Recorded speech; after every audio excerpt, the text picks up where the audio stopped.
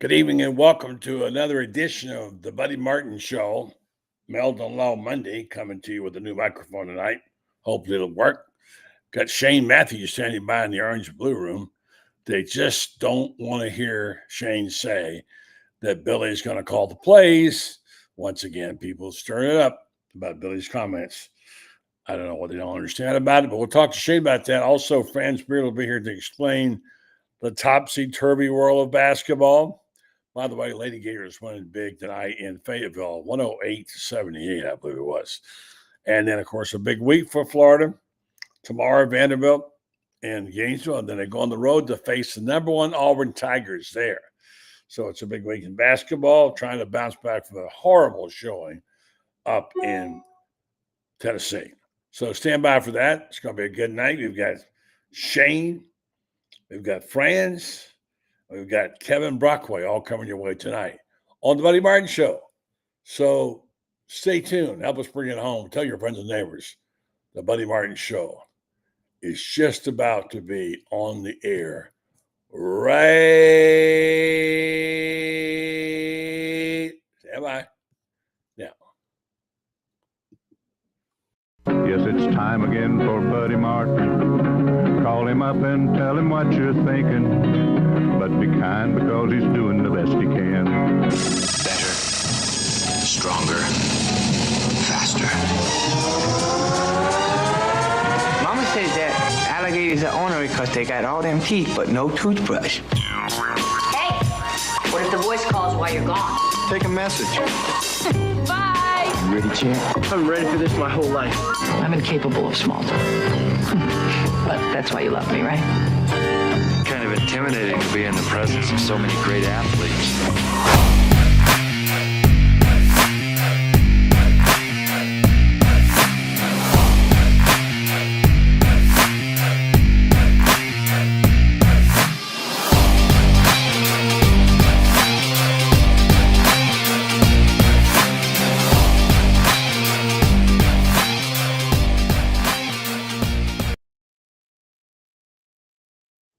Evening. Welcome back to the Buddy Martin Show on a Monday night, Meldon Law Monday. Tonight, glad to be with you, talking some hoops, talking some football, more about Billy Baker as the play caller. I know Shane's got plenty to say about that. Basketball, total collapse up in Tennessee. I mean, I don't know what happened. I can't explain it, but I never like it when they take off all that time. They didn't come back with much juice. So, game tomorrow night versus Vanderbilt, and then they go to Auburn on Saturday. So let's go right to the orange and blue room and talk to the QB himself, who I'm sure is getting ready to watch his Kansas City Chiefs fly high again this week and beat the Eagles, I think. Evening, Shane. What's up, buddy? You, brother. Well, tell me about the collapse up in Knoxville. I mean, it's college basketball. I think people fail to realize that Tennessee gives scholarships to their athletes. They're a pretty good basketball team, and they played well. We didn't play great, got our ass beat. You forget about it, you move home, and get ready for the game tomorrow night. It's kind of the way you got to look at it these days, especially with the season being as long as it is. But I wasn't surprised they lost. I was just surprised how bad they look at every phase of the game. They just looked like they were lost. And they were playing at such a high level when they took the 5 days off. And are you a fan of taking that time off, Shane, or you rather keep playing when you're playing well? I mean, it just so happened every team in the league has that bye week, so to speak, where you don't play a midweek game, and that was just the time that ours came. I just, I never believe in the whole we didn't bring the intensity, we weren't ready. Look, we were ready to play. You just ain't going to win every game in this conference. It's not like we went and lost to a 1AA team. This is one of the top 10 teams in America that's very good, very well coached. They were missing some starters, but they got physical with us. They took away our guard play, and our big men just got pushed around. And tip your hat to Tennessee. And forget about it and move on. I didn't think we were going to win the game. Well, you saw how valuable number one was to this team. And when he got hurt, obviously they couldn't throw it in the ocean before then. He was not having a good night. You got those three guards, you expect them always to hold up like that. But some of the bigs didn't have a very good game. It just wasn't a cohesive effort, and they got out rebounded. That was really the surprising part. They really got hammered by Tennessee on the glass. Well, it doesn't surprise me from Tennessee because they're a physical basketball team. I think people fail to mention, when the people, I can't tell you how many people on my show text, Todd Golden didn't have them ready to play. Folks, it was a 3-point game at halftime, right? We were losing by 3. Okay. True. It doesn't matter. I mean, Rick Barnes has been coaching a long time. He's a Hall of Fame coach. He's got good players. Their athletes are on scholarship and getting paid just like ours are. Sometimes it just doesn't work out. The other team plays better than you. And like I said, throw the tape in the trash and don't even watch it. Well, you had the first game to go on. When you win by 30 like that, the expectations are high. Whoever's expecting that is clueless when it comes to sports. Well, I think it's just expectations to do better than they did. I'm not saying they should win by 30, but you think you're a better team, but obviously that night they were not. And this is the SEC. There are some great teams in the league, without question. It's going to be a rough ride for everybody. Every place you play, there's not an off night anywhere you go in the league. As Kentucky, Kentucky found out with Cal coming home and beating them. How about that? I wasn't expecting that at all. Were you? No, I mean Arkansas has been terrible this year. They've been probably the poorest shooting team in America, and they shot lights out. I mean, when a team can't miss, your chances of winning are very slim. But it was a terrible home loss for Kentucky. They'll just have to regroup and get ready for whoever they have this week. But that's SEC play. I mean, Vanderbilt was destroying Oklahoma. Oklahoma cut it to like a 6-point deficit at halftime, and then outscored Vanderbilt 61-27 in the second half. Yeah. So they lost by 30. It's a brutal league, and you're going to get your ass beat a couple of times, and you just got to move on. Well, it's like Chris Harris said, and he wrote, he's right.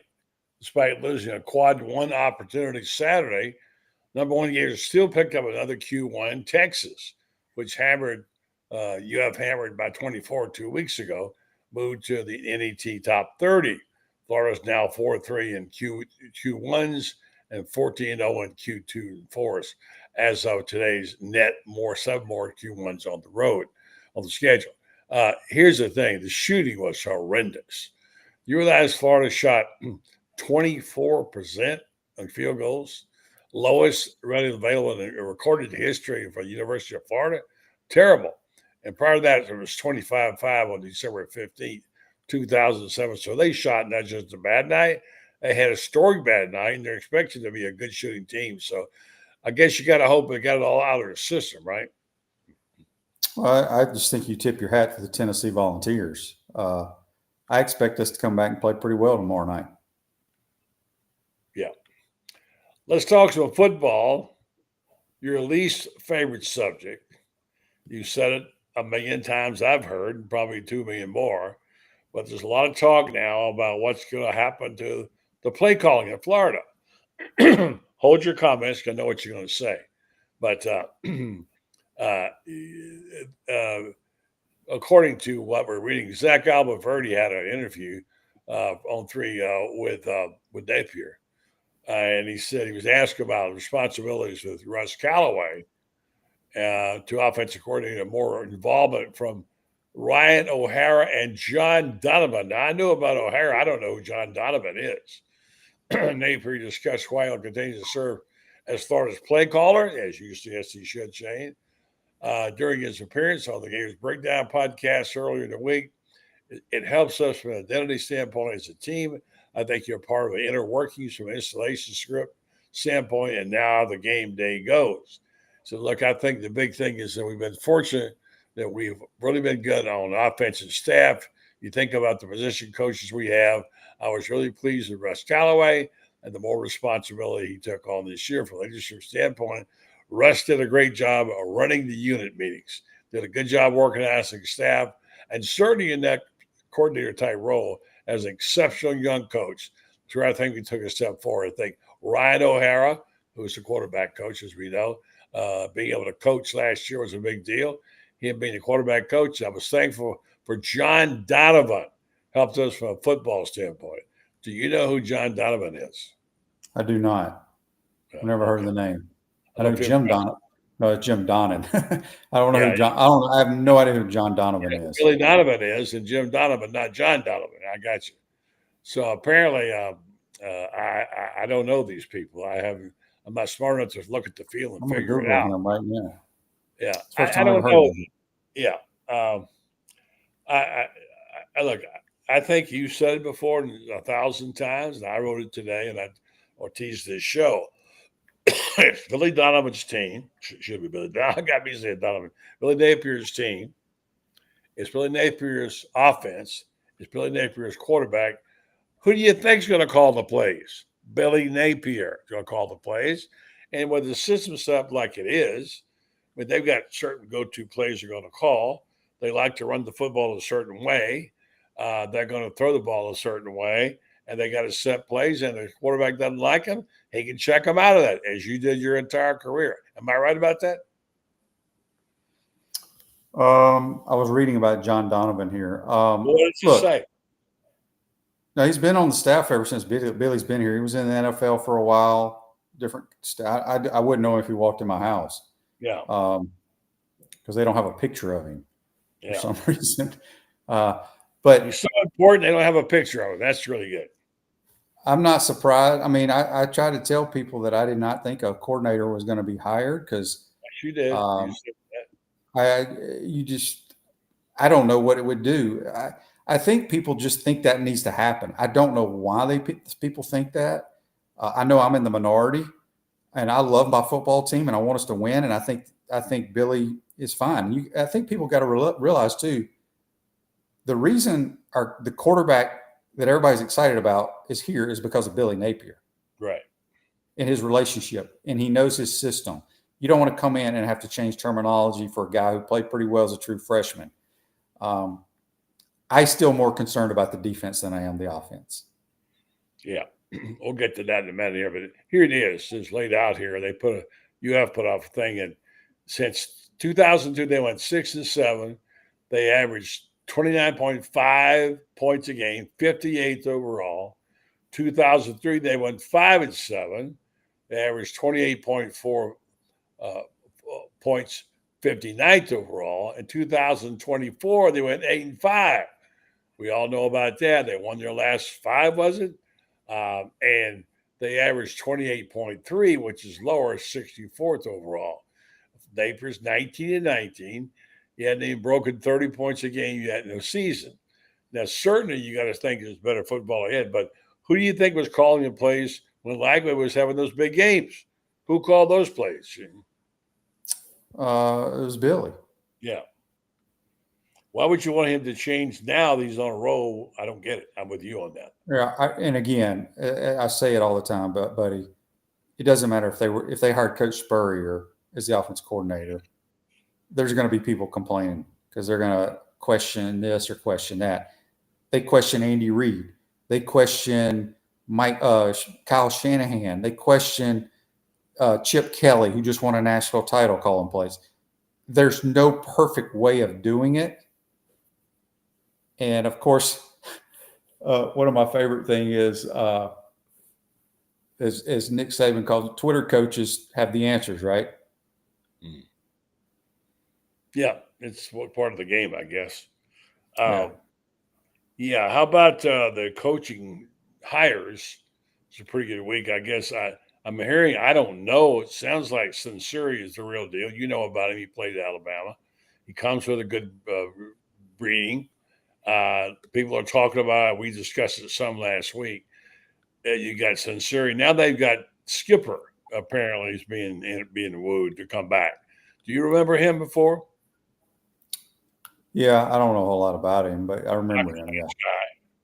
And he left and went away, Colorado State, whatever. Anyway, so now he was back and had dinner over at with one of the coaches over at Spurs Gridiron Grill over the weekend. So there's stuff going on there. So I don't know. I'm not up on this sort of stuff in terms of who's the hot coach and all that. But it sounds like they're having a decent off season. Hey, one of the best thing that happens was that Billy apparently drove to the Senior Bowl, where he visited with some of his former players, including Etienne, by the way, who betrayed him and went to Georgia. He stopped at a place in Milton, up here near me, the Modern Bakery, and got donuts. They're apparently world famous for their donuts. So Billy was enjoying the tour, getting some donuts, kind of cooling his jets, talking to his players, taking a breath. Seems like, and doing some recruiting at the same time, it seems like he's a bit more relaxed. Shane, do you think he is? I haven't followed it, buddy. Look, Billy has a plan. He's going to stick to his plan. And I think, whether you as a fan agree or disagree, I mean, that's the beauty of sports. As I try to tell people, ain't a damn thing you can do about it. So why worry about it? Billy's in charge of the football program, and he's doing it a different way than other programs that really hit the transfer portal and get older players. He picks and chooses. He still tries to rely on high school recruiting, and it may take longer that way, but he has a plan that he's trying to build the program, and we'll see what happens. But Shane, it's what we do. And I guess, I don't worry about it. And like I said, I love my football program. I want us to win, but I'm not sitting on pins and needles about it on a daily basis. No, but you're in a talk show business. You right. know, you want to make sure you have to feed the masses. If anybody watches my show, I tell them exactly what I just said right here on this program. Yeah, but you still can't say I don't care, because you do care. I didn't say I don't care, buddy. That's not what I said.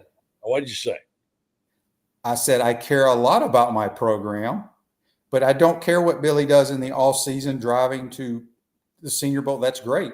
I think it's great that he talked to ETN, because that's what coaches do. Coaches don't hold grudges against their players.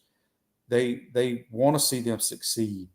But I do not care about what they're doing, because there's nothing I can do, you can do, anybody that's texting your show right now can do. It's his program, and we'll see what happens next year. And I think people are excited about the program. It's hard to tell them not to bring any passion as a fan, because that's what fans do. They have to have something to care about. I agree with that, but you're either. I think it's great that fans care, but my point to why worry about who Billy hires, who Billy signs. He's not going to go sign a kid because 100 people on Buddy Martin show on a Tuesday night wants him to sign player X. He's going to sign who he thinks is best for the Florida Gators, and I just think, whether you like the way he does things, I'm not talking about you, buddy. I'm talking about the Gator Nation. You either support it or you don't, but there's nothing you can do about it. Well, I got to tell you, people look to you as a guiding light. You are a famous quarterback at Florida. You played in the league for 14 years for all those teams. You're an expert on the field. They want to know what you think about what you see. And I've said multiple times that Billy should call the plays. No, I know that part. I'm not going to beat that to death. But they take your word for things when you say this is what they should do. So I would just ask you flat out right now to evaluate what you know from based on where you come from. I know you don't follow it night and day, and you're not a recruiting expert, but based on what you've seen. In terms of the coaches that were hired, as far as you could tell, coming off the win streak last year, like they got the quarterback they got, and he's, of course, getting a great run. And I'm not asking you to go pick the Gators to go 14-0 next year. I'm just asking you, based on what you see as a guiding light, as a guy who's an expert on the subject, how do you think this program is doing, and are you encouraged? Yeah, I mean, I've always trusted Billy with the program.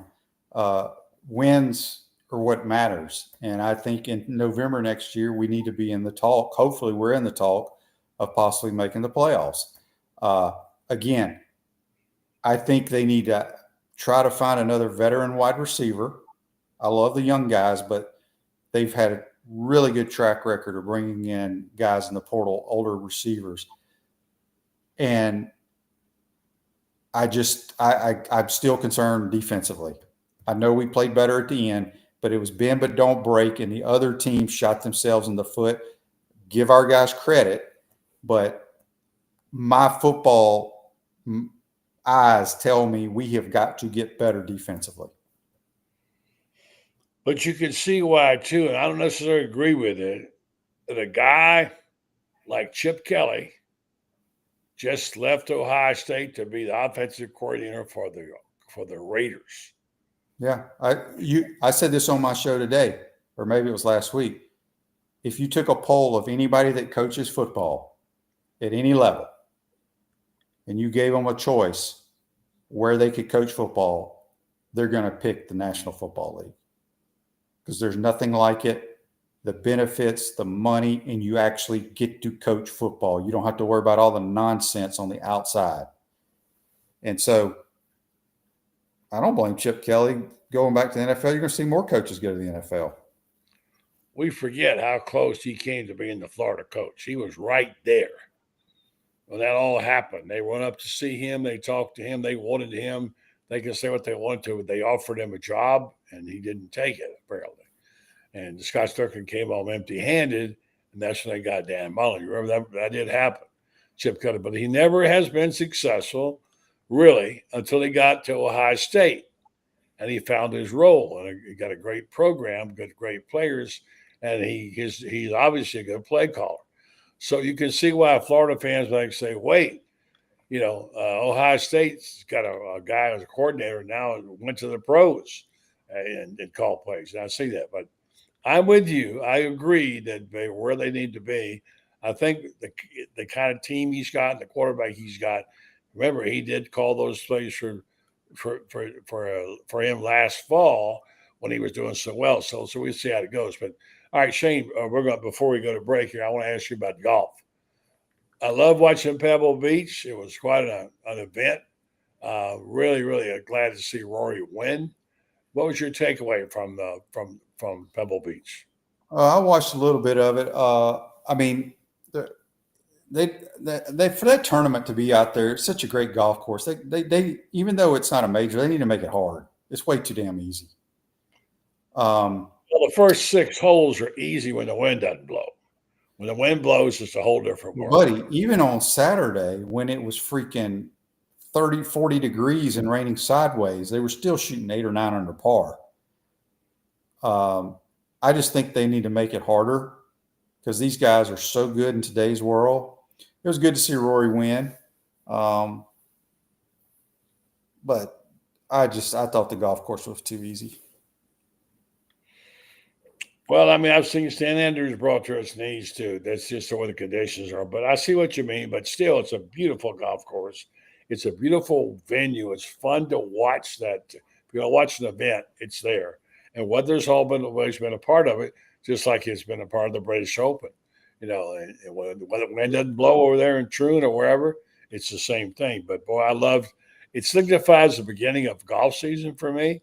I'll watch some golf now. I'll be looking forward to it. So, all right, Shane Matthews is our guest. He's the QB1. He'll be on tomorrow morning on the program at the same time. And check him out on Put Up with Matthews. He'll have some washed-up sports writer, I suppose, on early. And who else you got later on? Mike Morgan from the SEC Network. Mike, too. Good. He's a good man. All right, so let me tell you a little bit about our friends at Meldon Law. Talked to Jeffrey last week, and he's very happy going to announce that his daughter also is an attorney. She's coming to work for Meldon Law as well. Meldon Law has 4 locations to serve you. Of course, Gainesville, Ocala, Williston, and Lake City. They're very heavily involved with the University of Florida. It's the official law firm. It's the official law firm of the University of Florida. Jeffrey gets very involved in the causes. He's Gators through and through, and he's always giving away stuff. So if you want to pick up some tickets or something, you need to go see him and go over to his Facebook page and check him out. He has lots of good stuff that he can give you, and it's for free. So Meldon Law, they won't back down. Shane, I had a question here for you. I want to get to you 1 second. A couple of people online were asking me questions too about that. Let's see. So you find any more about the guy we identified as one of the play callers? Anything else that you found there? No, I mean he helped coach in the NFL for a long time, but I don't know him because they don't have a picture of him next to on the website. Yeah. Don't you think that's kind of what Billy wants to make that other guy? He doesn't want to identify anybody as a play caller, don't you think? No, I mean, look, again, play calling and coordinating an offense and a plan. I've said this multiple times. Billy doesn't go lock himself in his office for 3 or 4 hours and put a plan together. Mm-hmm. They sit in this big ass board meeting room with the O-line coach, the receiver coach, the running back coach, and they talk about situations. They watch film together. Usually, receiver coach usually is responsible for like red zone. The running back and the O-line coach is responsible for short yardage situations, and they all put their heads together and put a plan together. It just baffles me how people think that none of those coaches have any input, but they do. You've always said basically everybody is involved in the play. Everybody's involved. Even when Coach Spurrier, even when Urban was here, even when Dan Mullen called plays, everybody's involved. Yeah. There's only one person either signaling the play in or calling or talking to somebody, but you are getting recommendations. I can't tell you how many times, whether I call plays or teams I was on, whether I was the starter, the backup, or whatever, the play caller is going, "Hey, O-line coach, what's your best run right here?" Yeah. Hey, Billy Gonzalez, what do you like right here? It's going to be 3rd and 5. Can so-and-so win on the post route? It's a collective effort. I did find more on Donovan, the guy that's one of the guys calling plays. Before joining Napier staff, Donovan was an analyst with the Green Bay Packers in 2022. He spent 4 seasons with the Jaguars and previously served as offensive coordinator at Penn State, Washington, and Vanderbilt. So he has a little bit of heritage there. The contribution of these 3 coaches, Napier said, has freed him up to keep calling plays. He looks forward to seeing what his offense can do in 225 with DJ Lagway and 7 other returning starters. So he's saying because he does spread it around, he can call plays, I guess, right? Yeah, I mean, like I said, I started playing football when I was 5 years old, buddy. I played till I was 36, and I've still been involved in it in some capacity. And every team I ever played on in my entire life or was involved with helping coach or whatever, if you are the play caller, you are getting help from everybody on your staff. What's the best thing about calling plays? What is it that you like about it so much, Shane? It's just scheming and trying to out scheme the other guy. Try to guess, what are they going to do here? Well, I think they're going to do this, so I'm going to do that. It's just like, it's no different. I mean, go back to the Ohio State-Texas game. Steve Sarkisian, to me, is one of the top 3 play callers, if not the top play caller in America. Okay? They run off tackle. I don't remember what down it was. Maybe it was first down. They get stuffed by Ohio State. Okay?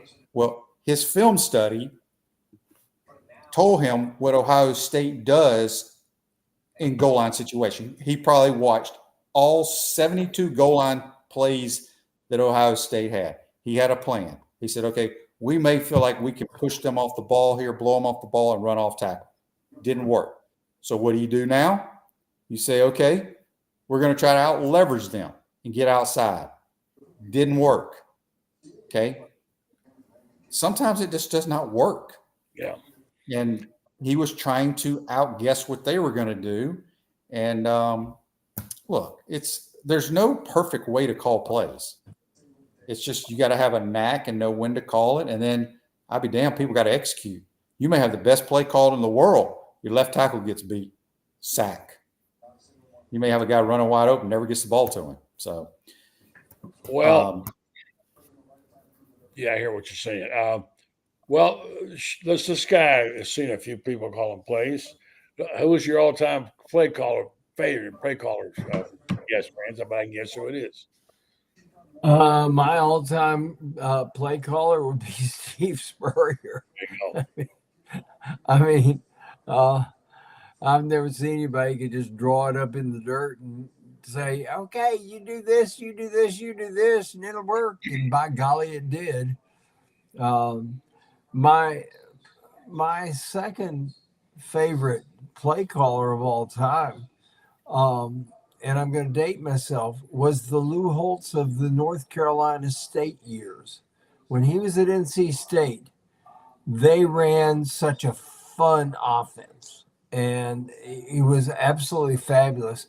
And I'll give another one there. Dr. Tom Osborne. People say, well, there was no yes, there was ingenuity in that offense.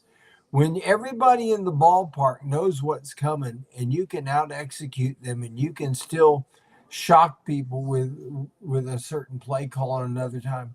Dr. Tom was a fabulous play caller. Helps to have better players too, of course, as well. Here's a little known fact. Shane, maybe you didn't even know this. When Steve came to Florida as a player, Ray Graves gave him a lot of latitude to call us on plays. Among other things, when he kicked his field goal against Auburn, he came off the field and nobody was sure what was going to happen. I asked Ray Graves about this. He told me he didn't know himself what Steve was going to do. And there was a special shoe for him made for kicking because he started kicking that year before. And he came over and got his shoe. They thought, well, okay, maybe he's putting the shoe on. His shoe on, he's going to fake it. They didn't know until he went on the field and kicked that he was going to kick that field goal. Here's the other thing. The only coach player who ever got the MVP for the losing team in the Sugar Bowl was your former coach, Steve Spurrier. And here's why he got it. Because they were getting blown out and he started calling the plays, right? Well, Dan Devine was the coach of Missouri. And they would go out there on defense and put everybody on one side of the field. Everybody on one side of the field, on the right, the strong side. And for 3 quarters, they tried to just run against it. And pretty soon, Steve went to the bench and said, Coach, let me move some of these guys around here. So he just threw it to the other side of the field. Up and down the field they went. They get completely blank. All of a sudden, it was 21-0, and they scored, and they went for 2. Unfortunately, they scored again. Scored 3 times in the fourth quarter, 3 touchdowns against a team that was stoning them. And they ended up losing the game because they went for 2 points 3 times. But Spurrier just simply changed it on the field. So he was a dynamic. Do you ever have that much freedom, Shane, as a player to be able to do that?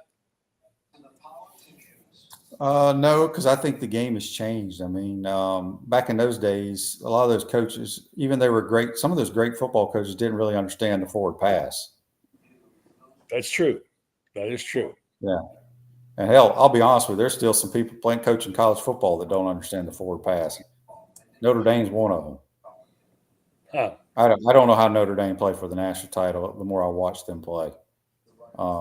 They were fortunate because they got the 1 turnover margins in every game, led the league nation in turnovers, and they played good, solid defense, and they could run the football, but throwing the football was bad. One of the things in my education of what you could do in the multiple ways you run an offense, and Frank, you remember this, was Mouse Davis. Oh, yeah. Mouse Davis Miles Davis was coaching the Denver Gold. Prior to that, he coached San Antonio. Coach Jim Kelly in Houston, I guess it was.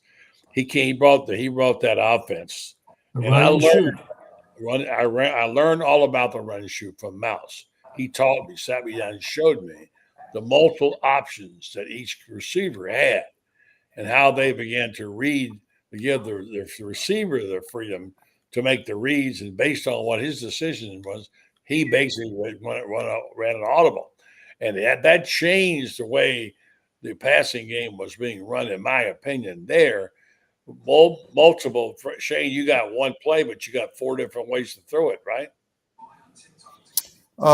Yeah, I'm very familiar with the run and shoot, and you're right. They read a lot of stuff on the run. I personally don't like that because as a quarterback, I want to know exactly what my guy's doing. I'd rather the quarterback read, and if this guy's not open, go somewhere else, not wait for that guy to figure out what route he's going to run. Yeah, there's some good principles in the run and shoot. It's not one of my favorite offenses, though, but they got some good stuff in it. You think about the run and shoot. You think about Air Coryell. You think about Air. You think about Fun and Gun. You think about all the names of these offenses, and it's really fun to watch. So anyway, play calling. Not Perry Moss and Bill Peterson used to get in a car every summer, and they would drive out to San Diego to talk with Don Coryell and Sid Gilman. And then they'd come back and stop in Houston and spend several days with Bill Yeoman, who was the coach at the University of Houston, who was the inventor of the veer offense. And Pete's offenses were light years ahead of the rest of the civilized world when he was at FSU. And not like Perry Moss did some fun things too, but Coryell learned it from Sid Gilman, and Sid Gilman's philosophies are the major influence on the Spurrier offense. Well, you're absolutely right about Coryell, and you're absolutely right where Florida State got it from. And Florida, by the way, copied Florida State. It was after they brought the forward passing, and Tinsley beat them with that bomb. They won Pancos. They learned the passing game and the way they ran it. They hired an FSU coach later on. But Florida State was way ahead of everybody on the passing game.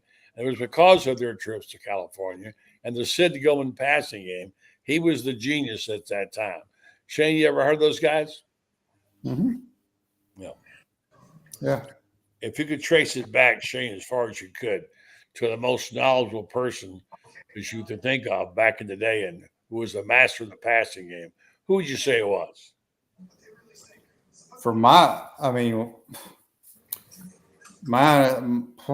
I'd probably say Lavelle Edwards. Okay, BYU. Because BYU, when I grew up, when I was like 8 years old, I was like, I want to go play quarterback at BYU. They threw it around a bunch. Because all their quarterbacks were throwing it around. And then if it was the NFL, it would be Coryell. I liked a guy named Homer Rice. Yeah. And he was at Davidson, and his offenses were copied. Pete said that Coryell and Homer Rice were the two geniuses coaching college football. And Coach Pete could screw up a sentence worse than anybody I've ever known. But by gosh, he sure could coach football. Did you ever hear the Peterson stories about all those malaprops, Shane? He was a beauty. I knew Pete pretty well. And he got things mixed up. Okay. He literally did this. This actually happened. He went to the sideline one time. He's coaching. I think at that time he might have been, I'm not sure he was coaching at Florida. I think it's Florida State. And he got his players together and started, huddle up. Let's go. Let's have the Lord's Prayer here. This is a true story. He says, I will lead it. He said, you ready? Now I'll lay me down to sleep. I swear he did that, and that's a true story. I verified it. And then there are many other stories about him that, like when he was coaching in Houston and the pros, they're hammering home his points all the time. He keeps saying, "Remember this, remember these words, remember this, remember that."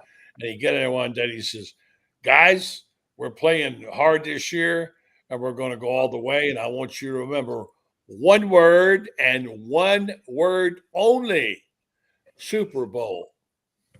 Yeah. That's 2 words. When we brought him elected him into the Florida Sports Hall of Fame, we're down there at Greenleaf down around Winter Haven. And he came on after Patty Berg, who was an absolute disaster, the worst acceptance speech in the world. And everybody's about ready to fall asleep. And Lord have mercy, Pete came on and saved the day and said, "Thank you guys for indicting me into the Hall of Fame." Yeah. It's a beauty there. All right, we're going to get to Kevin in just 1 second, and I'm going to tell you about our sponsor.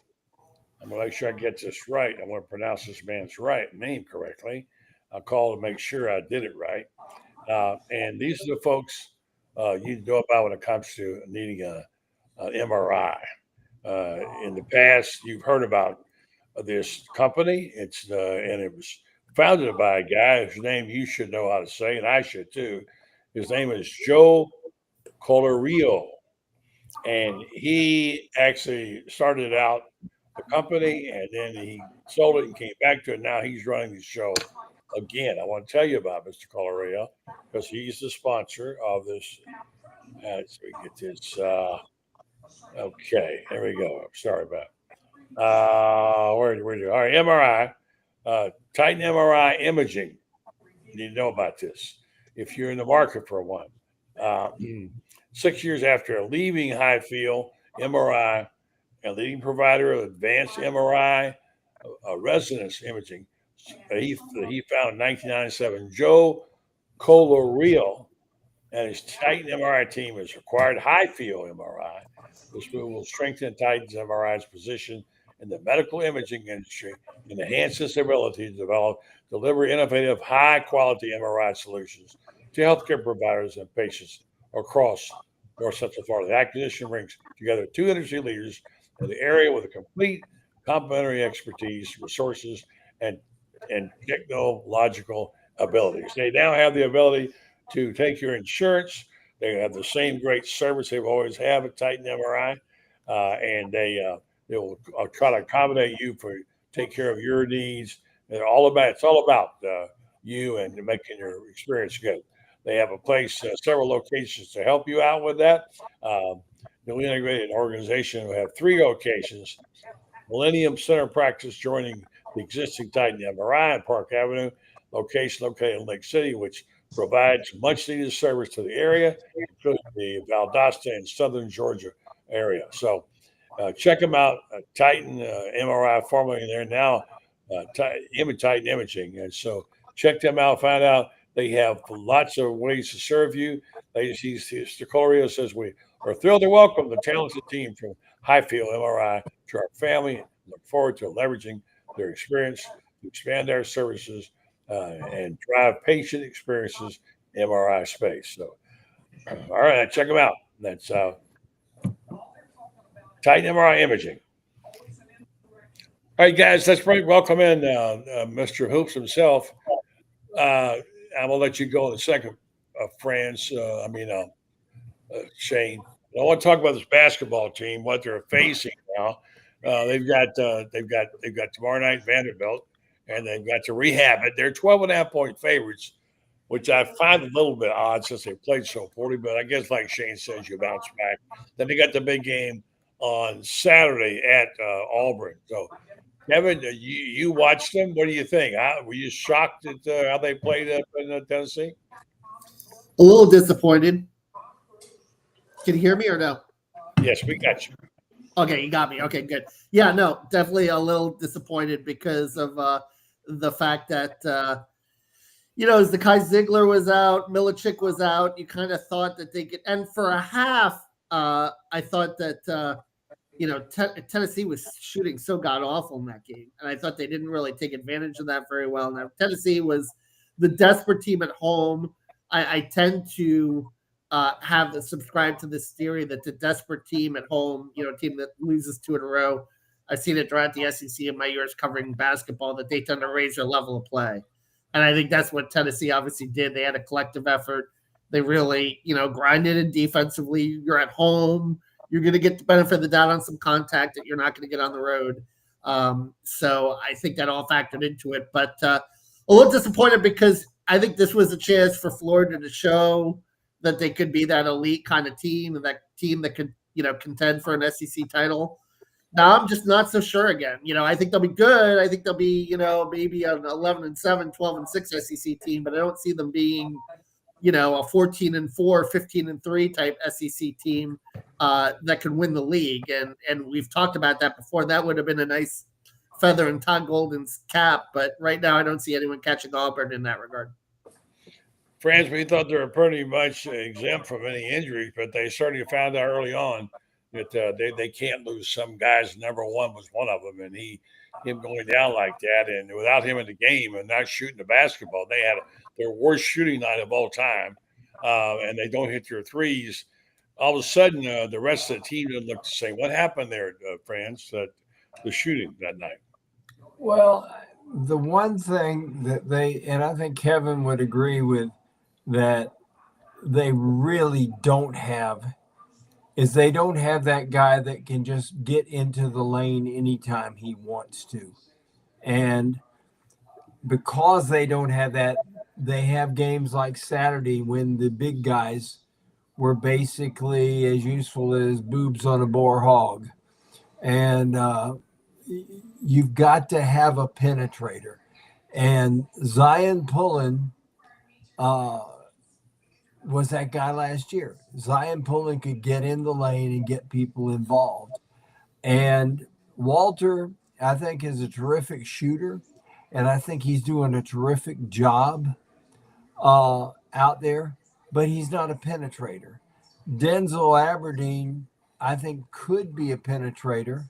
Great. But I think he's still in that shoot it first, pass it second mentality. I don't think he's gotten past that yet. And I think if he were more of a pass first guy, that he'd be that he could be that guy. But Elijah doesn't need to be the penetrator. He's a guy that can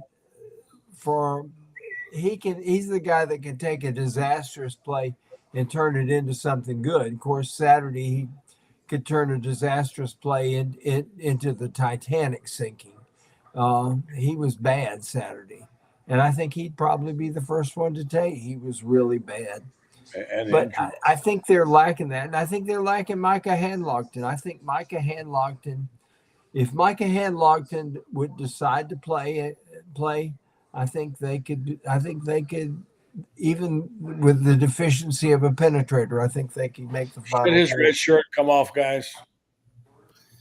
Latest I'm hearing is probably not. Now I'm hearing that I think that obviously there was some wavering, and I think in a situation like that, you would want a guy to be all in if he was going to play, and we're down to 10 games into the season and in the post game, so I think he's gonna stay on the bench. I mean, I would be surprised. I mean, it could still happen, but I'm right now, I'd say 80 to 90% not on that front based on what I'm hearing. And, Chinyelu is a guy, when I watched him in practice, I mean, I love the way he ran the floor. But his hands obviously have been inconsistent and, similar to his post moves and so forth. I mean, he's got to impact the game on the boards. I mean, Tommy Houck is a complete offensive player. When he comes in, he can face up, he can shoot, he can rebound. Obviously, Alex Condon. But, in that game against Tennessee, they just got out physical. Now, much better physical matchup against Vanderbilt. You got 2 6'7" forwards. So this should be a game where Florida makes hay on the boards again. But that's a big way they generate points, second chance points. I mean, only 3 second chance points in that game against Tennessee. That's when Florida's really at their best, is when that's when their inside players are really productive, when they get those second chance opportunities, because you don't have a traditional dump down post move kind of guy. I mean, Alex would probably be your closest thing to that. And Alex can face the basket too. And, he's added a little bit of a perimeter element to his game also. But I think that, for them to be at their best, they just got to hit the boards really hard, get those second chance points. It's a big part of their identity. And that's something that they're going to have to get back to here in this backstretch of the SEC. All right, Shane, I'm going to give you this. Let you go get your milk and cookies for the night. If he comes back, can he get back in that rhythm?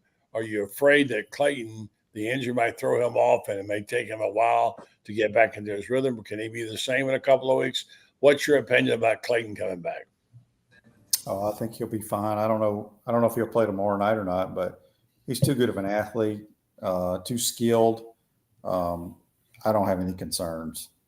By the way, just interject here. They just listed him as questionable on the SEC availability report. But some people told me that they saw him, walking across the street and he looked okay, apparently at the practice facility. So he played 20 minutes on it. He's a tough kid. So I think he's going to play tomorrow. I mean, I'd be really surprised if he's sidelined. Yeah, that seems to be consensus coming out of practice. Let me let Shane go to bed here so I can get up in time to have his show tomorrow. Thank you, Shane. Good job. Don't forget. All right, fellas. Tomorrow morning. Thank you. Yeah. Hey, guys, Duke, Carolina. Did you watch it? Yeah. You watched it, Franz? I didn't watch it, but I heard about it. I mean, it was obviously a blowout, right? But how about Calipari going back to Rupp Arena and getting the win, too? That was amazing. I was going to bring it up next. A Cooper Flag is everything in a bag of chips. He is an amazing player. I love his game. He just seems to get better, and he's a tough guy, too, by the way. He'll get there and mix it up. He can shoot the basketball, got a great touch. He's a leader. He's on the floor all the time diving for balls. You know who he reminds me of, buddy? Who's that? Magic Johnson. Because if you remember, Magic Johnson was a 6'9" point guard, and everybody said you can't have a point guard that big, but he could rebound. But he would get the rebound, and because he could handle the ball, he'd start the break and lead the break, and he could finish. And this guy, you look at him Saturday night: 21 points, 8 rebounds, 7 assists. I mean, he's a legitimate passer. Yes. And at that next level, Kevin, I think he's probably if he's not the point guard, he's going to be the point forward. Yeah, and he's probably the number 1 pick in the draft, I would think, next year. And by the way, looking at a lot of these NCAA tournament projections, they have Florida, the 2 seed in the East region, in Newark, New Jersey. They have the number 1 seed, Duke. That would not be good news for Florida if that were the case. Yeah. It would. The only thing that I wonder about Duke is this: would a team that is physically tough, I mean, just let's say Tennessee comes out and plays them with the same mentality, and you get Joe Lindsey, who is no body bag, no foul, You get Joe Lindsey on the whistle and a crew like that where, literally if you don't have to bring in a body bag and haul the body off, there is no foul. The only thing I wonder about Duke is could they handle that kind of toughness? I don't know. Yeah, it's hard to say. They're a pretty tough team. What about Cal? I mean, look. I got to tell you, I didn't think Cal had a chance to win that game. They just didn't look that good. And, man, he got them coached up, and they played amazing.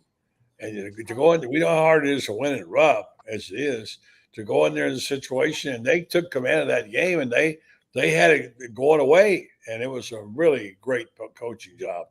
Cal's not done yet. Yeah, one thing I'll say about Cal, and you got to respect about him, is his teams, mainly because they're freshman-dominated teams and they're younger teams, they tend to play well play better in February and March as those freshmen tend to mature, as his teams get to be more cohesive. So this is, in a way, kind of par for the course for him. I think, Arkansas is going to probably play better in the second half of the season as a result. And this might be the start or something. That being said, on the other side, Mark Pope, I really like the hire, but they've been a very inconsistent team. They go into Thompson Bowling, they beat Tennessee, and then they lose at home to Arkansas. They still don't have quite, and they're a little banged up too with, obviously with Butler out. And they play no defense. Yeah. I mean, they should be the Kentucky Matadors. I mean, they play, it's ole, you're driving to the basket, fine, go on, get a layup, we'll just come down and try to outscore you. And, it worked well. I think the honeymoon's over for him. I really think the honeymoon's over for him. Reminds me of Billy Gillispie, because Billy Gillispie started out hot for Kentucky, and then he fizzled, and his thing was just the opposite. His was all defense, and they had no offense, and this guy's all offense and they have no defense. They did. I don't know if Gillespie ever beat a team the caliber of Duke, though, Franz. I mean, to be fair, I think he'll survive, and he'll have that goodwill, obviously, because he's a former player, the glory days and so forth. And I think, like I said, Butler is their best defensive player.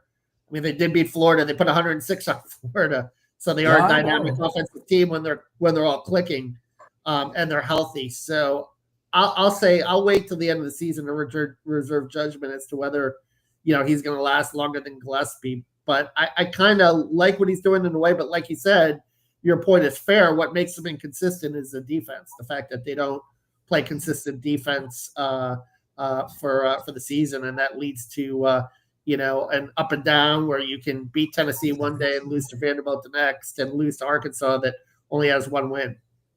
The other thing about him is sorry, go ahead, Fran. The other thing about him is this, that at some point in time, every coach at Kentucky has to come to grips with the fact that until you've won 4, you're just another coach. Even Calipari, and Cal's told me that personally, that really, if there was one thing that got to him at Kentucky, and he loved Kentucky, but the one thing that really got to him was the fact that he won a national championship, and that was great for that first year afterward. But after that, it was like, okay, you got 3 more to go. And it weighed on him enormously. I just think that the pressure at Kentucky is enormous like that. There's very few places I've seen where one guy comes in and replaces, and he's even as good as or better, and that was Roy Williams. Got 3 national championships, and Dean only got 2 at Carolina.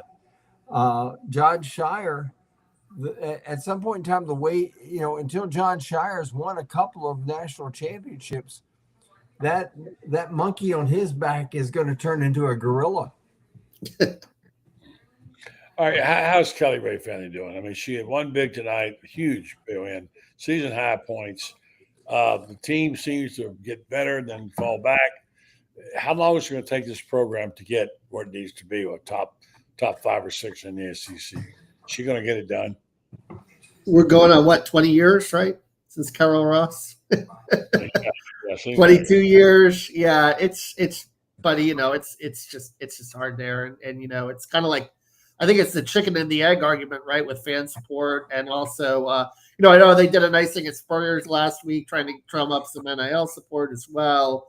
But it's a process. But I think that she seems very dedicated, and they hit a bunch of threes tonight. So basketball's a momentum game, but it's gotta, you'd like to see it pick up for her the second half of the season. But there's still a gulf, that's wide between them and the LSUs and the South Carolinas of the world that is not going to be navigated overnight for sure. And shout out to those people that did the NIL deal at Spurs Gridiron Grill, and some sponsors. Some of them are sponsors now, stepped up and helped them out, gave some NIL money. And our own Loren Meadows was one of the sponsors there. Had a nice dinner there at the Spurriers and trying to help them out because I hear the money's being squeezed again, that all the money is going to go for football. But they got to go out now and find a new way to raise revenue. So it's going to be tough. So, all right. So guys, it's way early now. And we can't get to our Final Four or Final Eight or Sweet 16 or whatever. The way things are going now, it looks like there's going to be a few changes at the top. I've got the rankings here. What's the breakthrough team going to be? France? Well, at in the NCAA tournament this year. Mm-hmm. I know they've made the Final Four before, but I think so here you got Auburn, you got Duke. We know that. We got Alabama. I think Auburn and Houston are my two teams that could get one for the first time. I'm going to give you guys a surprise team, a little mild surprise team, but don't count out Rick Pitino and St. John's and what he's doing. Oh no, exactly. You know, and that guy can flat coach. You know. Don't be surprised to see them make some noise in the tournament and maybe get there, because Rick's been there before, he's done it, and they're having a really nice season up there in Carnesecca Arena. You know, plus it'd be a nice magical story. You know, Louis Carnesecca passes away and revives college basketball in New York City. That'd be a nice story, right? And Patino's been the super fan for Kentucky too. He's become a really big Kentucky. He's rooting home Cal, rooting home Pope. So we'll see how that goes. All right, guys. I got to tell you what, Janai Broom. Friends, you have your final thought, and then you. Janai Broom is a guy that can carry a team to a national championship. There's something about the way he plays, championship teams usually have that one guy that lifts everybody up.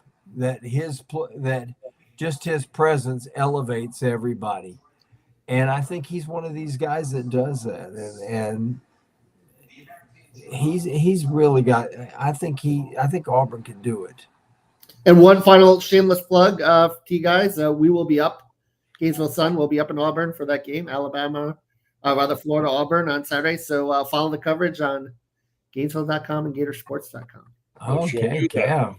We'll sure do that. And you can read him in the Gainesville Sun. All right. Thanks, Kev. Thanks, friends. Thanks, guys. Great job. Appreciate it. All right. Thank you. All right. Thanks to our star-studded cast of people here. We appreciate very much the folks who come on here and give us their insights, their opinions, and it's hard to get better than tonight when you talk about basketball, especially regarding what's happening in Florida. I want to say thanks, shout out to my friends up in Ocala who've been doing this for a while, the Red Star Medical Research. They are a super group of people, and they're a super group doing in the medical services. I'll give you this. Let me get you this here. There's your coupon code.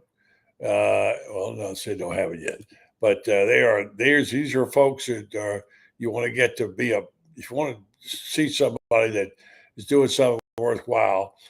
They do things for our health. They do things for our community. They're big Gator fans. I've said this many times that the founders of the Red Star are Mary Brandt, wife of Scott Brantley, and Joe Sorrentino. They went to high school together and down in South Florida, came up and started this company. It's been highly successful. Their data is empirical. They're always getting information to get sent off to these companies so they can get a better read on the needs we have. And the way they do that is clinical trials. Please, I ask you to go to renstar.net and see if you can see any of the clinical trials that might suit you and volunteer for it because it's helpful to everybody. It helps you, number one. Secondly, it gives them the data they need to tell us about the places we live in, that are indigenous to our area. And also it helps Renstar, our better health. So check them out and you can get compensated for time and travel if you do that. They have a variety of kinds of clinical research trials to find out the one that suits you best. Red Star Medical Research, seeking tomorrow's answers to the health questions of today. Thank you to our guests tonight, our sponsors, as always. Appreciate that. Good to have Shane Matthews. Don't forget, he'll be on 8 o'clock in the morning on Pot Up with Matthews. Fran Spear, Gator Bait. Read Fran's, by the way. If you don't not reading Fran's, you're missing out a bunch of stuff. He's one of the best around anywhere.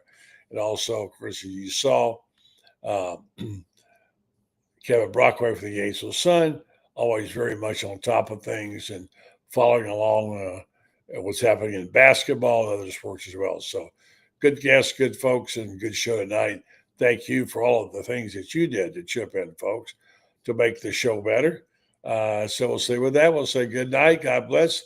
Back at you tomorrow night right here with Loren Meadows.